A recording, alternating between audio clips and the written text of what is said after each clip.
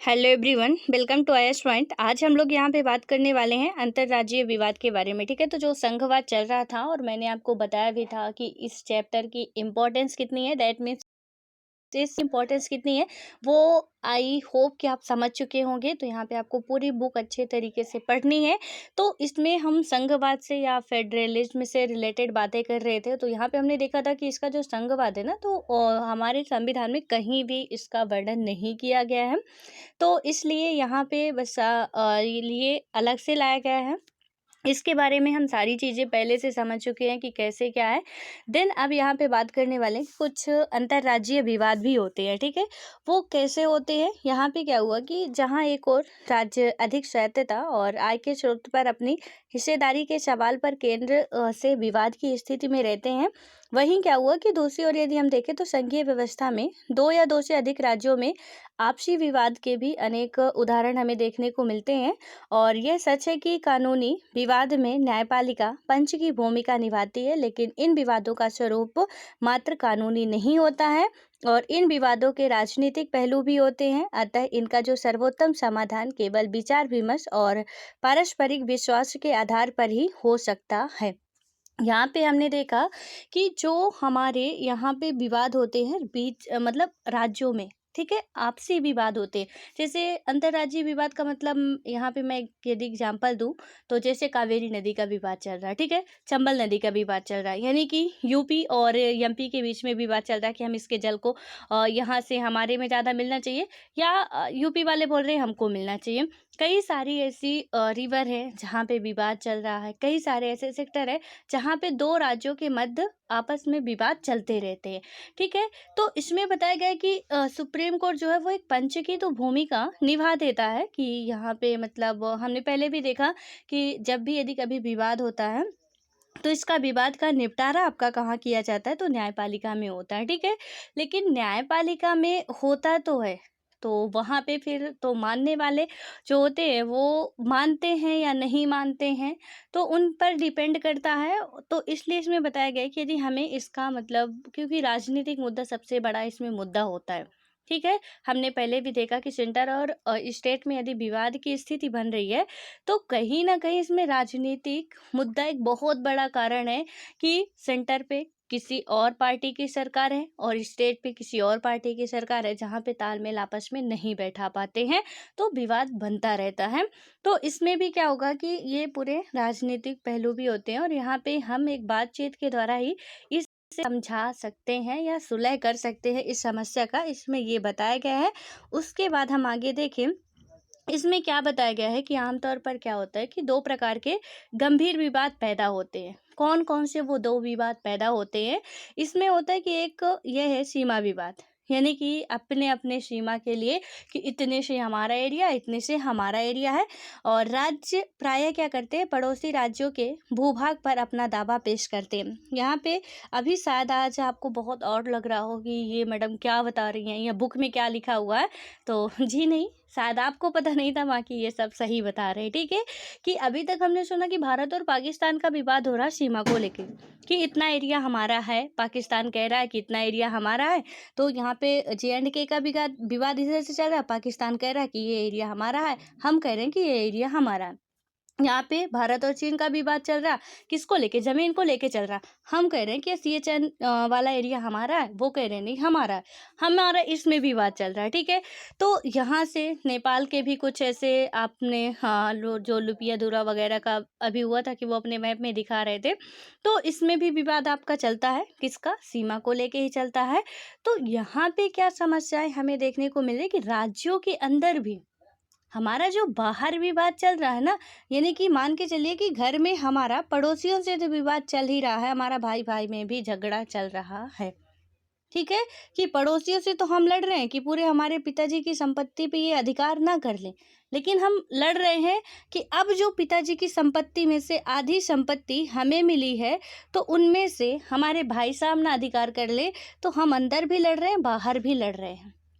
तो ये बात हमें याद रखनी है कि जो सीमा का विवाद है सिर्फ बाहर नहीं होता, राज्य भी अपने अपने अस्तित्व के लिए लड़ते हैं कि इतने से हमारा एरिया है। क्योंकि आप मैप में देखोगे ना, तो हर एक की पूरा एरिया पर्टिकुलर डिवाइड किया गया है कि कौन से स्टेट का कितना है। आप देखते हो कि मैप में काफ़ी टेढ़ा मेढ़ा ऐसे दिया गया है, तो वो उनका उतना ही एरिया है, ठीक है। तो उससे आगे यदि बढ़ते हैं तो दूसरे राज्य में जाते हैं, दूसरे राज्य में जाएंगे तो जमीन के पीछे, हाँ आपने सुना होगा कि जर जोरू जमीन विवाद के सबसे बड़े कारण होते हैं।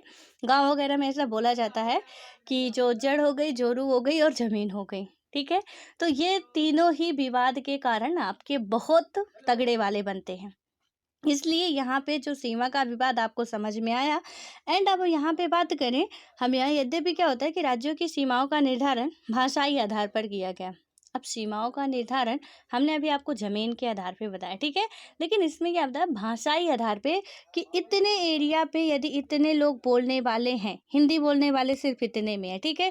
यहाँ से कन्नड़ बोलने वाले मिलते हैं आपको, तो यहाँ से क्या होगा कि ये इतने इनका अपना क्षेत्र मानेंगे। और यहाँ से हो सकता है कि कुछ यहाँ भी हिंदी बोलने वाले इक्का दुक्का मिल जाए, कुछ यहाँ कन्नड़ बोलने वाले मिल जाए, तो फिर कहीं ना कहीं समस्या उत्पन्न होती है। लेकिन क्या होता है, सीमावर्ती क्षेत्रों में एक से अधिक भाषा बोलने वाले लोग रहते हैं, अतः इस विवाद को केवल भाषाई आधार पर नहीं सुलझाया जा सकता। और ऐसा ही एक पुराना विवाद महाराष्ट्र और कर्नाटक के बीच बेलगाम को लेकर है, और मणिपुर और नागालैंड के बीच भी सीमा विवाद पुराना है। पंजाब से क्या हुआ कि हरियाणा को अलग करने पर उनके बीच न केवल सीमावर्ती क्षेत्रों को लेकर बल्कि राजधानी चंडीगढ़ को लेकर भी विवाद है। अब देखिए कि इन स्टेटों में किसका किसका विवाद है। जो पंजाब है, हरियाणा है, ये भी लैंग्वेज के आधार पर दो स्टेट बने, क्योंकि पंजाब में पंजाबी बोलने वाले थे, हरियाणा में हरियाणवी या हिंदी बोलने वाले थे, ठीक है। अब यहाँ पे था कि भैया हमारे अस्तित्व को कहीं ना कहीं दबाया जा रहा, हमें अलग राज्य की मांग इन्होंने उठा दी और फिर अलग राज्य बनता है। पहले एक ही था, पंजाब ही था, बाद में हरियाणा बना, ठीक है। तो ये पंजाब हरियाणा हुए। इन दोनों की कैपिटल आपको पता चंडीगढ़ है, जो कि एक केंद्र शासित प्रदेश भी है। अब चंडीगढ़ को लेके विवाद है कि ये हमारी राजधानी अलग होनी चाहिए, वो कहते हैं हमारी राजधानी अलग होनी चाहिए, या हमारी राजधानी चंडीगढ़ है दोनों की। लेकिन कहीं ना कहीं अब इनमें हाँ विवाद चल रहा है। और चंडीगढ़ क्या है कि इन दोनों की मतलब इन दोनों राज्यों की राजधानी है। और 1985 में क्या हुआ कि तत्कालीन प्रधानमंत्री राजीव गांधी की पंजाब के नेताओं ने यानी कि पंजाब के नेताओं से इस विषय पर कुछ सहमति बनी थी, और इसके अनुसार चंडीगढ़ को पंजाब को हस्तांतरित किया जाना था, पर अभी तक ऐसा नहीं हो सका। यानी कि पंजाब कौन कहता है कि पंजाब वाले कहते हैं चंडीगढ़ हमारा है, हरियाणा वाला कहते हैं चंडीगढ़ हमारा है, हालांकि कैपिटल दोनों की है। और 1985 में ऐसा प्रावधान आया था जब राजीव गांधी जी की सरकार थी कि यहाँ पे जो पंजाब है वो यानी चंडीगढ़ जो है वो पंजाब को सौंपा जाएगा। लेकिन उन्होंने सिर्फ कह दिया, किया नहीं। और कह दिया मतलब बात बहुत भारी हो गई कि विवाद की स्थितियाँ तो उत्पन्न हो गई कि उन्होंने कह के कहते ऐसे कि वो तो पंजाब का है। तो कहीं ना कहीं ये विवाद का एक कारण आप देख सकते हो। और यहाँ पे देखिए आगे क्या होता है कि जहाँ सीमा संबंधी विवादों का स्वरूप भावनात्मक होता है, वहीं नदियों के जल के बंटवारे को लेकर होने वाले विवाद की प्रकृति गंभीर है। जो भी मैंने नदियों के जल के विवाद की सबसे पहला एग्जाम्पल दिया था आपको, तो यहाँ पे आप 2-3 एग्जाम्पल बहुत अच्छे तरीके से समझ सकते हैं। जब भी चाहे प्री मेंस कहीं पे भी आपको क्वेश्चन पूछे, यानी कि मेंस में यदि क्वेश्चन पूछता है अंतर्राज्यीय विवाद से रिलेटेड, तो बेशक आप बिल्कुल भी नहीं हिचकिचाएंगे इनके रीजन बताने में कि क्या क्या है। सबसे पहले है कि यहाँ पे हम बात करें कि राज्य सीमा यानी कि सीमा को लेके विवाद, और भाषाई सीमा भी है आपकी, लैंड की सीमा भी है आपकी। देन उसके बाद है यहाँ पे हम देखें कि या जो आपका मतलब नदी जल विवाद भी होते रहते, जल को लेके भी यहाँ पे यानी कि कुछ ऐसे विवाद हैं जो कि होते रहते हैं। तो यहाँ पे क्या होता है कि नदियों के बंटवारे को लेकर होने वाले विवाद की जो प्रकृति है वो गंभीर है, क्योंकि यह है संबंधित राज्यों में पीने के पानी और कृषि की समस्या से जुड़ा है। और आपने कावेरी जल विवाद के बारे में सुना होगा, ये तमिलनाडु और कर्नाटक के बीच एक प्रमुख विवाद है, ठीक है। ये कावेरी जल विवाद जो है वो तमिलनाडु और कर्नाटका, यानी कि यहाँ पे पूरा आप ये साउथ इंडिया का जो मैप है, सॉरी कुछ और ही बन गया, ये जो साउथ इंडिया वाला आपका मैप है, ठीक है। यहाँ पे मान लीजिए तमिलनाडु है, इतने कर्नाटक केरल है, और यहाँ पे आपका कर्नाटक आता है, ठीक है। यहाँ पे नदी है, नदी यहाँ पे है, बॉर्डर पे है। अब इसके जल का जो समस्या बनी हुई है ना, तो इसमें क्या बताया गया है कि कावेरी नदी का यानी कि कावेरी रिवर का जो है, इन दोनों के बीच में ही विवाद बहुत लंबे टाइम से चल रहा है। यद्यपि इसे सुलझाने के लिए क्या किया गया कि जल विवाद न्यायाधिकरण है। फिर भी क्या होता है, और ये आप कहीं पे नोट कर लीजिए कि जब भी दो राज्यों के मध्य जल नदी को लेके विवाद उत्पन्न होता है, तो एक ट्रिब्यूनल बनाया गया है। वो कौन सा है? जल विवाद ट्रिब्यूनल या जल विवाद न्यायाधिकरण। ठीक है, तो इसे आप नोट कर लीजिए। यहाँ पे क्या हुआ, फिर भी ऐसे ये दोनों राज्य इसे सुलझाने के लिए सर्वोच्च न्यायालय की शरण में गए। और ऐसा ही एक विवाद नर्मदा नदी, सॉरी मैंने चंबल बोल दिया था, ये क्या है, नर्मदा नदी के जल के बंटवारे को लेकर है। और यहाँ पे गुजरात, मध्य प्रदेश और महाराष्ट्र के बीच में नर्मदा रिवर जो है मध्य प्रदेश के अमरकंटक से निकलती है। ठीक है, अब अमरकंटक से निकलने के बाद गुजरात से होते हुए गुजरात, महाराष्ट्र होते हुए अरब सागर की में गिरती है। ठीक है, दो नदियां ऐसी हैं, तापी और नर्मदा, कि जो अरब सागर में गिरती हैं, और जो जहाँ पे सारी नदियां अपना मुहाना बनाती हैं, ये एस्चुरी का निर्माण करती हैं। कई बार इनसे क्वेश्चन पूछे जाते हैं। खैर, जियोग्राफी के टॉपिक हैं तो आप उन्हें कर लीजिएगा, पढ़े भी होंगे। तो इसमें से क्या हुआ कि नर्मदा नदी का और कावेरी नदी का, ये दो एग्जाम्पल आपके पास सॉलिड वाले हैं। ठीक है, कि आज भी इनका विवाद चल रहा है। कावेरी नदी का किस किस राज्यों के बीच में चल रहा है? तो कर्नाटका और तमिलनाडु के बीच में। और नर्मदा नदी का कहाँ पे चल रहा है? तो नर्मदा नदी का आपका एमपी से तो ये निकलती है, काफ़ी इसका एरिया एमपी में है। फिर थोड़ा बहुत एरिया महाराष्ट्र, थोड़ा बहुत एरिया गुजरात होते हुए अरब सागर में गिरती है। ठीक है, तो यहाँ पे क्या हुआ कि इनके तीन राज्यों के मध्य इस रिवर का विवाद है, इनके जल के बंटवारे को लेके। उसके बाद आता है कि नदियाँ हमारा प्रमुख संसाधन है, इसलिए अंतर्राज्यीय जल विवाद में राज्यों के धैर्य और सहयोग भावना की परीक्षा हो जाती है। और इन विवाद के निपटान के लिए जो मैंने अभी ट्रिब्यूनल बताया कि जल विवाद ट्रिब्यूनल, उसे आप याद रखिएगा। अब क्या होता है यहाँ पे विशिष्ट प्रावधान। ठीक है, अंतर्राज्यीय विवाद के बारे में आई होप कि आप समझ चुके होंगे कि विवाद का मेन रीजन क्या है। ठीक है, विवाद की मेन जड़ क्या है, समस्या क्या है, कि यहाँ पे विवाद हो रहे हैं, हम आपस में लड़ रहे हैं।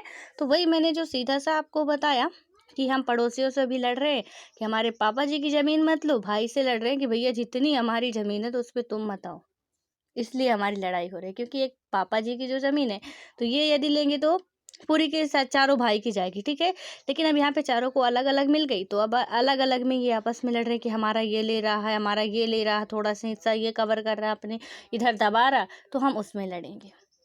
और आप लोग एक फैमिली में रहते हैं, तो मुझे लगता है कि इतनी छोटी छोटी बातें तो आपको पता ही होगी। ये सब जो मैं अभी एग्जांपल देती रहती हूँ घर का आपका, तो ये तो पता ही होगा कि कैसे घर में, क्योंकि हर एक घर में कुछ भी हो जाए, कभी ना कभी झगड़े कुछ इनको लेके होते रहते। क्योंकि जब महाभारत हो गया, तो हो यहाँ पे हम लोग तो बहुत हम आदमी है कि जमीन के पीछे ही महाभारत हो गई। यदि वो इज्जत से दे देते तो ऐसा कुछ होता नहीं। और कई लोग कहते हैं कि द्रौपदी के पीछे महाभारत हो गई, खैर वो अलग रीजन है। लेकिन बस आप समझिए कि हमें हक के लिए अपने लड़ना चाहिए, फिर चाहे अपनों से लड़ना पड़े चाहे दूसरों से, डजेंट मैटर। बट हक यदि हमारा छीना जा रहा तो लड़ना चाहिए, किसी को हक को छीनने के लिए नहीं, अपने हक को पाने के लिए। ठीक है, अब आता है विशिष्ट प्रावधान। यहाँ पे यदि हम बात करें तो भारतीय संघवाद की सबसे नायाब विशेषता यह है कि इसमें क्या है, अनेक राज्यों के साथ थोड़ा अलग व्यवहार किया गया है। ठीक है, यहाँ पे किया जाता है, विधायिका का अध्ययन करते समय हमने पढ़ा था कि प्रत्येक राज्य का आकार और जनसंख्या भिन्न भिन्न होने के कारण उन्हें राज्यसभा में असमान प्रतिनिधित्व प्रदान किया गया है। जहाँ छोटे से छोटे राज्य को भी न्यूनतम प्रतिनिधित्व अवश्य प्रदान किया गया है, वहीं इस व्यवस्था से यह भी सुनिश्चित किया गया है कि बड़े राज्यों को ज़्यादा प्रतिनिधित्व मिल सके। तो हमने जब पढ़ा विधायिका, वहाँ पे हम देखा कि राज्यसभा में क्या था कि यहाँ पे असमान है। हालांकि देखिए कि गोवा सबसे छोटा राज्य है, तो वहीं यूपी सबसे बड़ा राज्य है। तो पॉपुलेशन के आधार पे भी देखें, और यदि हम लैंड के आधार पे देखते हैं कि किसके पास एरिया सबसे ज़्यादा है, राजस्थान हो गया, आपका महाराष्ट्र हो गया, तो इनमें से कहीं जनसंख्या ज़्यादा है, कहीं का एरिया ज़्यादा है, यानी कि हैं सारे भारत के ही स्टेट हैं, लेकिन किसी के पास ज़्यादा भूमि है, किसी के पास ज़्यादा जनसंख्या है। जैसे हम बात करें कि यूपी में ज़्यादा पॉपुलेशन है, ठीक है। ऑल ओवर इंडिया में यूपी में सबसे ज़्यादा पॉपुलेशन मिलती है आपको। तो वहीं हम लैंड की बात करते हैं कि एरिया कितना, किसके पास भूमि क्षेत्र कितना ज़्यादा, तो राजस्थान महाराष्ट्र को देखते हैं कि उनके पास ज़्यादा एरिया है। तो हम क्या करते हैं, यहाँ पे उनके पास जनसंख्या नहीं लेकिन एरिया ज़्यादा है। तो इसमें से क्या होगा, जैसे आप देखिए कि एशिया महाद्वीप में कई सारे आपके देश आते हैं। एशिया महाद्वीप की मैं बात करूं, पूरे विश्व पे जाएं आप, कई सारे देश आते हैं, जिनमें से एक चीन और भारत है। ठीक है, यहाँ पे पूरा एशिया हो गया, उनमें से चीन और भारत एक, कई सारे देशों में से ये एक दो है। ठीक है, अब इनमें चीन में सबसे ज़्यादा पॉपुलेशन, इंडिया में दूसरे नंबर पर पॉपुलेशन है। लैंड इसका कितना, बहुत छोटा है, लेकिन पॉपुलेशन बहुत ज़्यादा है। यानी कि पूरे वर्ल्ड का 2.5 या 2.4 करके कुछ ऐसे ही लैंड है, लेकिन पॉपुलेशन हमारी 17 करके है। ठीक है, तो यहाँ से आप देख सकते हैं कि कितना होता है, यानी कि विभिन्नता कितनी ज़्यादा पाई जाती है। तो ऐसे ही है कि हमारे देश में भी है कि, और घर का एग्जाम्पल यदि लें तो थोड़ा इससे भी आपको इजी होगा समझने में, कि यहाँ पास एक ही मम्मी पापा के संतान है, लेकिन एक भाई साहब के पास इतनी ज़्यादा ज़मीन हो गई, इतना आधा एरिया यही कवर कर लिए। एक के पास इनसे थोड़ा कम हो गई, एक के पास इनसे थोड़ा कम हो गई, इनके पास जनसंख्या ज़्यादा नहीं है, सब कुछ मतलब मेंटेन है, तो और ज़मीन भी खरीद सकते हैं, तो इनका एरिया और बढ़ेगा। लेकिन इनके पास तो पब्लिक भी ज़्यादा है, तो इनका तो खर्चा उतने में ही नहीं हो पा रहा है। फिर देखते हैं कि कुछ के पास तो बिल्कुल इतनी सी है, लेकिन कुछ के पास बहुत छोटी सी है। ठीक है, तो इसी तरीके से हमारे देश में भी कई सारे राज्य हैं जहाँ पे बहुत छोटा उनका एरिया है और जनसंख्या भी अलग अलग है। तो यहाँ पे क्या है कि कहीं ना कहीं हमने देखा कि राज्यसभा में जो प्रतिनिधित्व है, तो उसी आधार पे ऑब्वियस है कि दिया जाएगा आपको, कि जितने पब्लिक होंगी, यदि यूपी में हम देखें कि पब्लिक ज़्यादा है, तो वहाँ की सीटें जो होगी राज्यसभा के लिए, वो ऑब्वियस है कि ज़्यादा होगी। गोवा की बात करें तो वहाँ पे कम जनसंख्या है, तो कम होगी। ठीक है, जहाँ पे जितनी जनसंख्या उसके अनुपात में ही वहाँ पे दिया जाता है। वो चीज़ें खैर हम लोग समझ चुके हैं अच्छे तरीके से। अभी यहाँ पे के बंटवारे की जो योजना के तहत संविधान प्रदत्त शक्तियाँ सभी राज्यों को समान रूप से प्राप्त हैं, लेकिन क्या होता है कि कुछ राज्यों के लिए उनकी विशिष्ट सामाजिक और ऐतिहासिक परिस्थितियों के अनुरूप संविधान कुछ विशेष अधिकारों की व्यवस्था करता है। यानी कि जो पावर वगैरह है सबको कहीं ना कहीं इक्वल होता है, लेकिन कुछ ऐसे स्टेट है जहाँ के लिए उनसे स्पेशल प्रोविज़न की बात की जाती है। ठीक है, विशेष प्रावधान की बात वहाँ पे की जाती है। तो इसमें से यदि हम देखें कि ऐसे अधिकतर जो प्रावधान है वो पूर्वोत्तर के राज्यों, यानी कि असम, नागालैंड, अरुणाचल प्रदेश, मिजोरम आदि। अभी इसका रीजन भी हम समझेंगे कि वहीं के राज्यों को विशेष प्रावधान क्यों दिया जाता है, विशेष प्रावधान के दर्जे पे क्यों रखा जाता है। आर्टिकल 371 है इसके लिए, विशेष प्रावधान के लिए, तो इसे भी आप याद रखिएगा। इसमें क्या होता है, हालांकि लिखा हुआ है यहाँ पे, होता क्या है कि जहाँ विशिष्ट इतिहास और संस्कृति वाली जनजातियाँ बहुल जनसंख्या निवास करती है, यहाँ के ये निवासी अपनी संस्कृति तथा इतिहास को बनाए रखना चाहते हैं। तो ये आर्टिकल प्लीज़ आप लोग लिख लीजिएगा, आर्टिकल 371 विशेष प्रोविज़न के लिए बात करता है, किसी भी स्टेट के स्पेशल प्रावधान के लिए ये बात करता है। ठीक है, तो इसमें क्या हुआ कि बहरहाल ये जो प्रावधान है, तो इस क्षेत्र के कुछ भागों में अलगाववाद और सशस्त्र विद्रोह को रोकने में सफल नहीं हो सके, और ऐसे ही कुछ विशिष्ट प्रावधान पहाड़ी राज्य हिमाचल प्रदेश तथा अन्य राज्यों जैसे आंध्र प्रदेश, गोवा, गुजरात, महाराष्ट्र और सिक्किम के लिए भी है। ठीक है, तो इनमें से कौन कौन से स्टेट के लिए है, प्लीज़ आप थोड़ा सा अपडेट करके, आज आपका काम है, होमवर्क है कि आपको देखना है, क्योंकि यहाँ पे जो आर्टिकल 371 है ना, इसमें ए बी करके है, का करके है, तो उसको भी आपको पढ़ लेना, किस स्टेट को किसके तहत दिया गया है, कौन से नंबर का ये है। ठीक है, तो वहाँ से पूरा पढ़ेंगे तो आपको समझ में आ जाएगा। और यहाँ पे इन्हें विशेष राज्य देने का मतलब भी यही था कि कहीं ना कहीं वो बहुत ज़्यादा पिछड़ी थी। विशेष प्रावधान का मतलब थोड़ा सा मैं आपको समझाऊं, तो ये देखिए, ये मान लीजिए कि आप हो, ठीक है, बहुत हट्टे कट्टे हो, आपके छोटे भाई साहब हैं, ये क्या है कि थोड़ा सा दुबले पतले हैं। अब क्या होगा कि पेरेंट्स हैं ये आपके, ये क्या करेंगे कि आपको यदि 1 गिलास दूध देते हैं डेली, इनको भी 1 ग्लास दूध देते हैं डेली।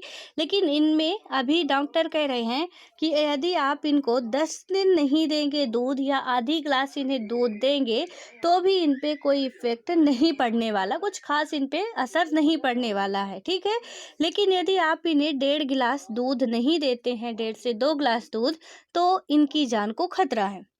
पेरेंट्स क्या करेंगे कि आपका वो 1 ग्लास दूध आधा ग्लास कर सकते हैं या 10-15 दिन आपको नहीं भी दे सकते।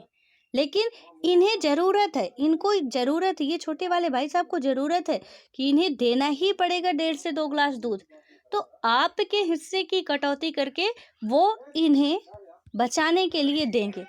इसी तरीके से सेम है कि जो अलग स्टेट है, यानी कि जो कुछ सशक्त स्टेट है, स्टेबल है, जहाँ पे ऐसा है कि यदि उन्हें हम ना भी दें तो वो अपने से पूरी अपनी व्यवस्था बना सकते हैं, लेकिन इन्हें हम ना दें, इन पे हम ध्यान ना दें, तो ये पूरे तरीके से इनका अस्तित्व खत्म हो जाएगा। तो इसलिए इनके लिए स्पेशल प्रोविज़न की बात की गई है, ठीक है? तो इसमें ये नहीं हमें समझना कि हमारे लिए नहीं है, हम जिस स्टेट के हैं वहाँ पे नहीं है, या उन स्टेट वालों के लिए क्यों है। तो आई होप कि आप अच्छे तरीके से इस एग्ज़ाम्पल से समझ चुके होंगे कि जो पूर्वोत्तर वाले हैं वहाँ ज़्यादा ट्राइब रहते हैं और उनको देना कहीं न कहीं ज़रूरी भी है। इस स्पेशल प्रावधान जो भी है। अब यहाँ पे एक जम्मू कश्मीर का भी जो मुद्दा आया था, हालांकि अब ये हट चुका है, ठीक है। लेकिन इसे अब है बुक में तो थोड़ा सा समझ ही लेते हैं। क्या हुआ कि इसके अतिरिक्त 370 के द्वारा जम्मू कश्मीर को विशिष्ट स्थिति प्रदान की गई, और जम्मू कश्मीर एक विशाल देशी रियासत था। भारत विभाजन के समय हिंदुस्तान या पाकिस्तान में से किसी एक में शामिल होने का इसके पास विकल्प था। स्वतंत्रता के तुरंत बाद क्या हुआ कि पाकिस्तान और भारत के, यदि हम देखें कि बीच कश्मीर को लेकर युद्ध हुआ। भारत जस्ट स्वतंत्रता के 1 साल बाद ही, हम 1947 में आज़ाद होते हैं, पाकिस्तान का डिवाइडेशन होता है, 48 में हमारा युद्ध हो जाता है। कभी कभी क्वेश्चन पूछा जाता है कि भारत का सबसे पहला युद्ध कब होता है स्वतंत्रता के बाद, तो भैया 1948 में ही हो जाता है भारत पाकिस्तान का, ठीक है। याद रखना आपको। यहाँ पे क्या हुआ कि इन परिस्थितियों में क्या हुआ, जम्मू कश्मीर ने के जो महाराजा थे, तो क्या किया कि भारत का चयन किया। वो किन परिस्थितियों में चयन किया था, यहाँ से थोड़ी मैं कहानी यदि आपको बताऊं। हुआ क्या था कि पाकिस्तान हमला कर देता है। तो यहाँ पे पाकिस्तान जब हमला करता है, भैया पहले तो राजा सिंह जो वहाँ के हरी सिंह जी थे, वो कहे कि हम तो अलग रहेंगे। ये 3 रियासतें थी, हैदराबाद थी, जम्मू कश्मीर था, और एक मुझे याद नहीं आ रही, तो वो भी थी रियासत, ठीक है। 3 रियासतें जो थी, तो ये किसी स्टेट में नहीं मिलती हैं। लेकिन बाद में क्या होता है कि 2 को तो मिला लिया जाता है, किसी को जनमत संग्रह के द्वारा, किसी को सैनिक बल से मिला लिया जाता है भारत में, ठीक है।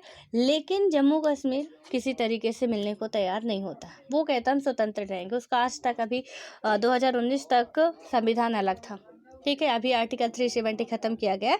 तो इसमें से क्या हुआ कि जब भारत पाकिस्तान, यानी कि पाकिस्तान हमला करता कश्मीर पे, हरी सिंह की मचती है भगदड़ कि अब हम क्या करें, कहाँ से क्या कैसे बचाएं अपने आप को, अपने जो भी हमारे राज्य के लोग हैं भारत से मदद मांगते हैं। तो उस टाइम JL नेहरू जी थे, उन्होंने कहा कि हम एक ही शर्त पे मदद करेंगे आपके, कि आप हमारे देश में मिलने के लिए राजी हो जाओ। आपने देखा होगा कि जम्मू कश्मीर जो है वो विलय पत्र के द्वारा भारत में मिलाया गया। तो उन्होंने कहा कि हम हेल्प तभी करेंगे जब आप हमारे स्टेट में, हमारे देश में आप शामिल हो जाओगे, जैसे अदर देसी रियासतें शामिल हो गई हैं। तो फिर वो सिग्नेचर वगैरह हुआ, एक विलय पत्र तैयार किया गया कि हाँ हम यहाँ पे शामिल होने के लिए तैयार हैं, और तब जाके वो भारत पे आते हैं। हो सकता था कि वो पाकिस्तान में चले जाते, लेकिन इतने उतावले हो गए पाकिस्तान वाले कि पहले ही हमला कर दिया कि पहले जम्मू और कश्मीर को हथियाते हैं। तो उन्हें समझ में आ गया कि यदि हम जम्मू कश्मीर गए तो जिंदा रहने वाले नहीं, इसलिए उन्होंने भारत में रहने का फैसला किया फिर, ठीक है, वो भी विलय पत्र के द्वारा। और यही विवाद आज तक चलता रहा।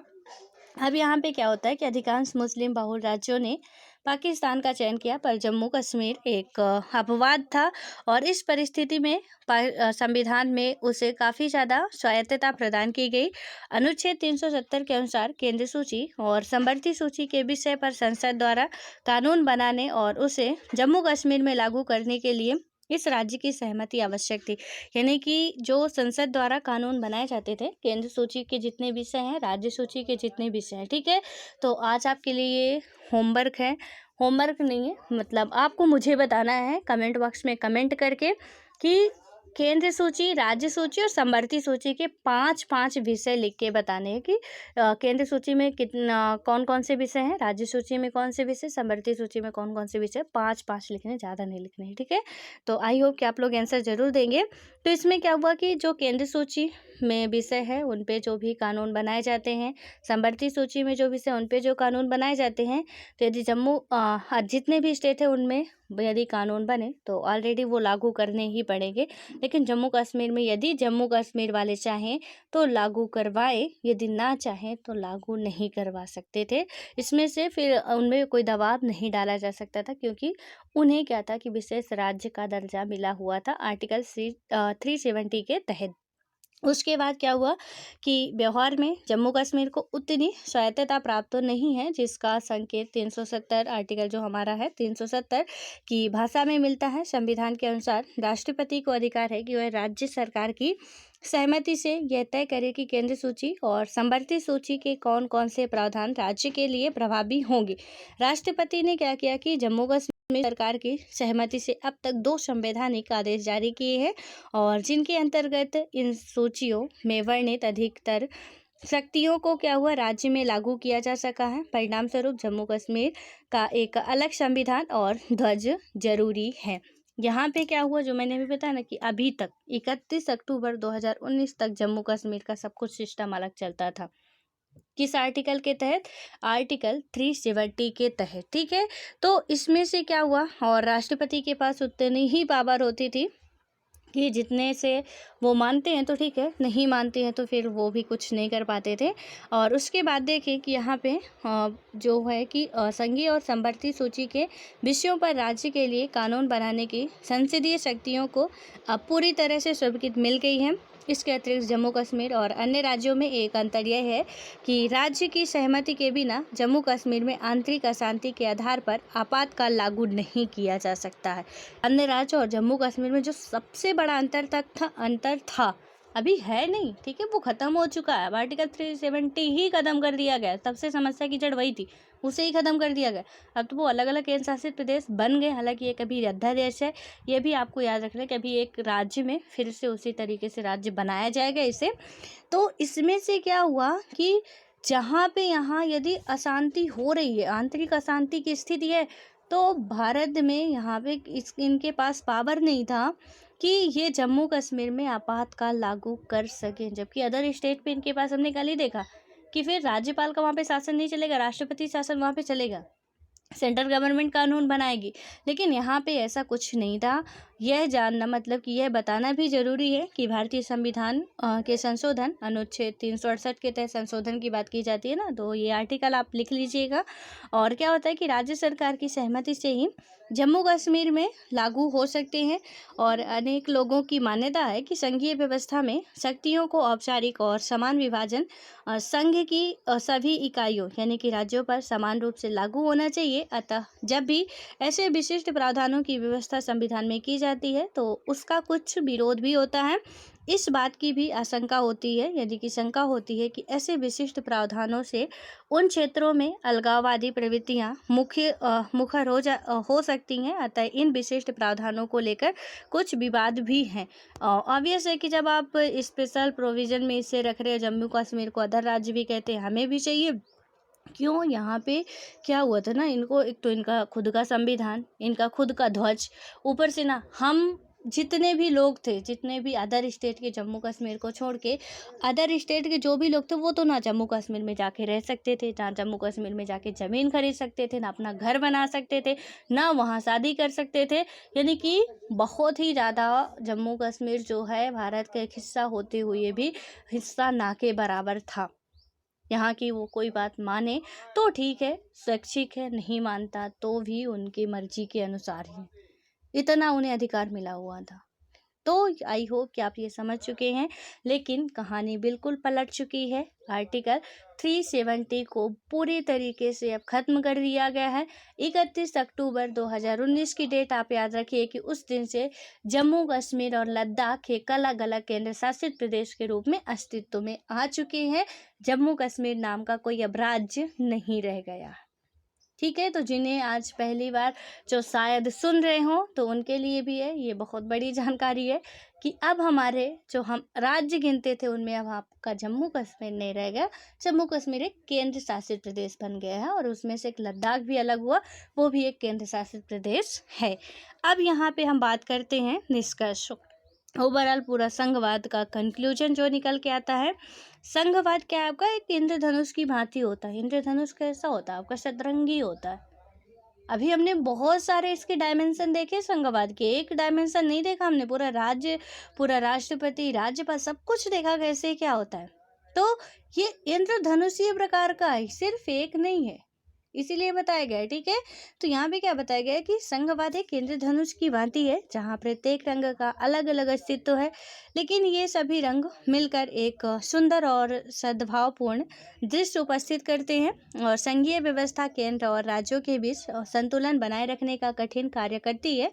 कोई भी कानूनी या संवैधानिक फार्मूला संघीय व्यवस्था को सुचारू रूप से कार्य करने की गारंटी नहीं दे सकते हैं और इसके मतलब इसकी सफलता के लिए क्या होता है कि जनता और राजनीतिक प्रक्रिया को पारस्परिक विश्वास, सहनशीलता तथा सहयोग की भावना पर आधारित कुछ गुणों, मूल्यों और संस्कृति का विकास करना चाहिए। संघवाद क्या है कि एकता और अनेकता दोनों का आदर करता है, यानी कि आपका संघवाद जो है वो एकता और अनेकता दोनों का ही सम्मान करता है। अनेकता और विविधताओं को समाप्त कर राष्ट्रीय एकता के लक्ष्य को प्राप्त नहीं किया जा सकता। ऐसी बाध्यकारी एकता वास्तव में और क्या होता है, ज़्यादा सामाजिक संघर्ष तथा अलगाव को जन्म दे देती है कि हम चाहें कि विभिन्नता को ख़त्म करके हम एकता में बदल दें। मतलब कैसे कि अलग अलग संस्कृति वाले लोग हैं, अलग अलग सभ्यता वाले लोग हैं, हम कभी एक ही चलेगा। यहाँ पे या तो हिंदू धर्म रहो या मुस्लिम धर्म रहो या ईसाई, एक ही किसी को मान लो।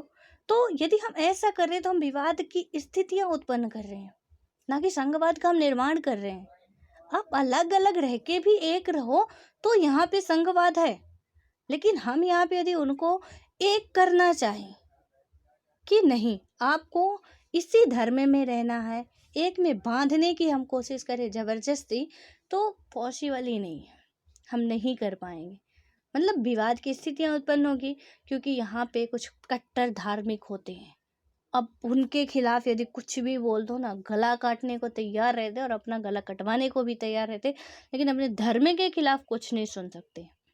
अब उनसे यदि ऐसा बोल दिया जाए कि आपको ये धर्म चेंज करके इस धर्म में कन्वर्ट करना है, हम सब एक ही भूभाग में रहते हैं तो हम सब एक ही तरह के रहेंगे। किसी को कन्नड़ आती है तो हम कहेंगे नहीं मलयालम बोलो तुम। तो ऐसे में क्या होगी कि प्रॉब्लम्स हो जाएगी। जो जैसे है उससे उसी रूप में आप एक्सेप्ट कर लो। यदि कन्नड़ बोलने वाला तो हम हिंदी बोलने वाले, वो हमारी रिस्पेक्ट करें, हम उनकी करें। हम एक ही देश में रहें, एक ही साथ रहें, हमारे बीच में आपस में भाईचारा रहे, वो अपना धर्म माने, हम अपना धर्म माने, कोई दिक्कत नहीं है। तो यहाँ से पूरा जो सिस्टम होगा कहीं ना कहीं थोड़ा शांति वाला चलता रहेगा। लेकिन यदि हम थोड़ा इसको अलग करने की कोशिश करें, इसमें यही बताया गया, तो कहीं ना कहीं हम झगड़ा उत्पन्न करेंगे और अपने लक्ष्य को भी नहीं पाएंगे। और क्या होता है जो अंत में एकता को ही नष्ट कर देती है। और क्या होता है विभिन्नताओं और स्वायत्तता की मांगों के प्रति संवेदनशील तथा उत्तरदायी राजनीतिक व्यवस्था ही सहयोगी संघवाद का जो एकमात्र आधार हो सकती है। क्या बताया गया, उत्तरदायी राजनीतिक व्यवस्था ही कहीं ना कहीं एक सहयोगी संघवाद का एकमात्र आधार हो सकती है। तो ये भी सही है हाँ, यहाँ पे कि कहीं ना कहीं उनका रोल बहुत बड़ा होता है। लेकिन ये सारी बातें जो अभी हमने की, आई होप कि आपको समझ में आई होगी, और नहीं आई है मैं फिर कह रही हूँ कि आप ज़रूर पूछिए। और नहीं पूछ रहे हो तो मैं तो यही समझ रही हूँ कि मैं तो बहुत अच्छी हूँ, बहुत अच्छी तरीके से आपको समझा पा रही हूँ। ठीक है, तो मुझ पे घमंड मत आने दीजिए प्लीज़, आप लोग पूछिए तो बेहतर होगा। अब यहाँ पे जो चैप्टर 8 है वो कल स्टार्ट करेंगे। क्या है स्थानीय शासन, इसके बारे में भी हम लोग बात करेंगे। जो रूरल गवर्नमेंट की बात आती है उसको भी देखेंगे क्या कैसे है, पूरा ये समझेंगे। बहुत इंपॉर्टेंट है ये सारी चीज़ें।